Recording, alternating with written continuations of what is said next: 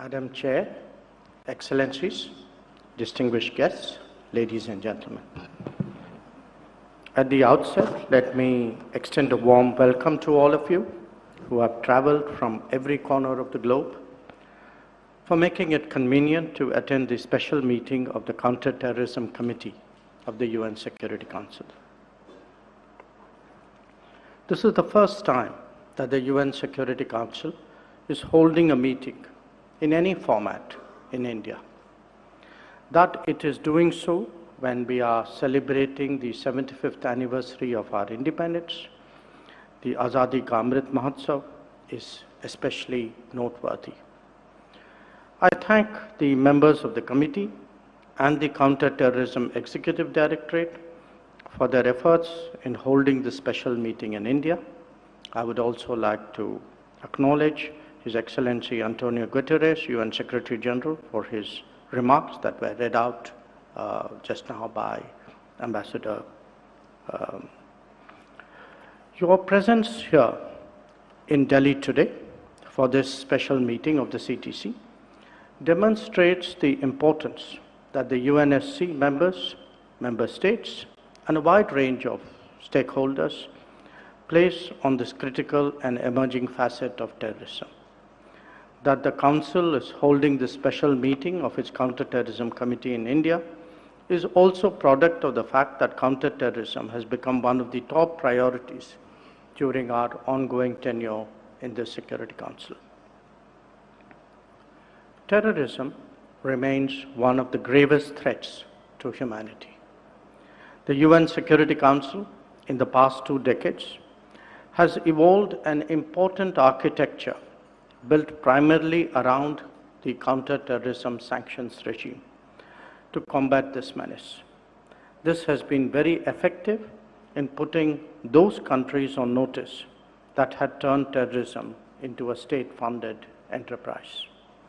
Despite this, the threat of terrorism is only growing and expanding, particularly in Asia and Africa, as successive reports of the 1267 Sanctions Committee monitoring reports have highlighted. The technological innovations and breakthroughs of the past 2 decades have been transformative in the way the world functions in every respect. These new emerging technologies, from virtual private networks and encrypted messaging services to blockchain and virtual currencies, offer a very promising future for a wide array of economic and social benefits for humankind. However, there is a flip side, especially where terrorism is concerned. These very technologies have also thrown up new challenges for governments and regulatory bodies due to their potential vulnerability for misuse by non-state actors, given the very nature of some of these technologies and the nascent regulatory environment. In recent years, terrorist groups, their ideological fellow travelers, particularly in open and liberal societies, and lone wolf attackers have significantly enhanced their capabilities by gaining access to these technologies. They use technology and money, and most importantly, the ethos of open societies to attack freedom, tolerance, and progress. Internet and social media platforms have turned into potent instruments in the toolkit of terrorists and militant groups for spreading propaganda, radicalization, and conspiracy theories aimed at destabilizing societies. Another add-on to the existing worries for governments around the world is the use of unmanned aerial systems by terrorist groups and organized criminal networks. Being a relatively low-cost option with an increasing ease of accessibility, misuse of these unmanned aerial platforms for nefarious purposes by terrorist groups, such as weapons and explosives delivery and targeted attacks, have become an imminent danger. They are therefore a challenge for security agencies worldwide. The possibilities of using weaponized drones for terrorist purposes against strategic infrastructure and commercial assets call for serious attention by member states.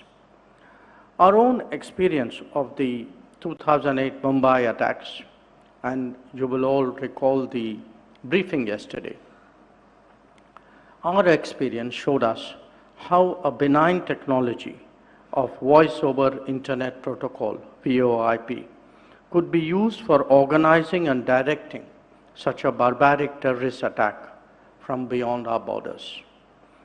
More recently, these terrorist groups have been using unmanned aerial platforms such as drones and quadcopters for cross-border trafficking of drugs and arms and for carrying out terrorist attacks. And such risks are not limited to India. In Africa, drones have been used by terrorist groups to monitor movements of security forces and even of UN peacekeepers, making them vulnerable to terrorist attacks. A few months ago, terrorists launched cross-border drone attacks on the UAE and Saudi Arabia, targeting civilians and civilian infrastructure, which led to loss of lives and injuries, including to Indian nationals there. India has strongly condemned these cross-border drone attacks, both in UAE and Saudi Arabia. With this context, we felt an urgency to initiate a focused discussion at this preeminent Security Council organ, the Counter-Terrorism Committee, charged with the purpose of combating terrorism on this evolving threat from misuse of new and emerging technologies. In January last year, while addressing the Security Council on the issue of terrorism, I had called for the need for the international community to adopt an 8-point action plan, which remains relevant in the context of today's meeting as well. One of the key points I had advocated was for member states to increase funding for UN organs such as the UN Office of Counterterrorism, the UNOCT. We have with us Ambassador Vladimir Voronkov, Under-Secretary General for Counterterrorism. Excellency, I am happy to announce that India will be making a voluntary contribution of $500,000 in the UN Trust Fund for Counterterrorism this year to augment the efforts of UNOCT in providing capacity building support to member states in preventing and countering the threat of terrorism. I would like to conclude by reaffirming India's commitment to strengthen international efforts to combat terrorism, including combating the use of new and emerging technologies. The Delhi Declaration, which is to be adopted at the special meeting of the CTC, will exemplify the commitment of the international community in dealing with the threat of use of new and emerging technologies for terrorist purposes.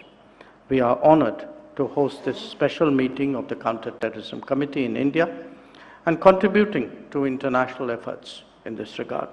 I'm confident that today's special meeting will be yet another milestone for this Council to deal with a pressing issue which requires the urgent attention of the international community. I thank you.